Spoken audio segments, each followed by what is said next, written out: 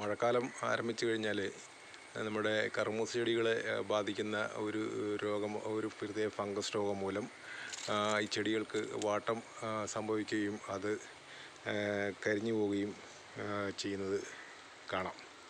ഇതിന് പ്രധാനമായി കാരണം ഇതിൻ്റെ ചൂട്ടിൽ വെള്ളം കെട്ടി നിന്നിട്ട് സംഭവിക്കുന്ന ഒരു ഫംഗസ് മൂലമുണ്ടാകുന്ന ഒരു രോഗമാണ്.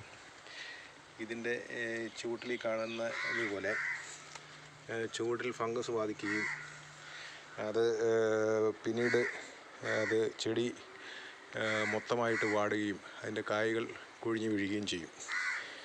ഇതിന് ഈ വെള്ളം കെട്ടി നിൽക്കുന്നതാണ് ഇതിൻ്റെ പ്രധാന കാരണമെന്ന് നേരത്തെ സൂചിപ്പിച്ചുവല്ലോ. അങ്ങനെ വെള്ളം കെട്ടി നിൽക്കാതിരിക്കാൻ വേണ്ടി മഴക്കാലം തുടങ്ങുന്നതിന് തൊട്ട് മുമ്പ് തന്നെ നമ്മൾ ഇതിൻ്റെ ചുവട്ടിൽ അടുപ്പിച്ച് മണ്ണടിപ്പിക്കുകയും ഇതിൻ്റെ ചുവട്ടിൽ ഒരു 2-3 അടി ഉയരത്തിലേക്ക് COC കോപ്പർ ഓക്സിക്ലോറൈഡ് ലായനി തളിക്കുകയും ചെയ്തു കഴിഞ്ഞാൽ ഒരു പരിധിവരെ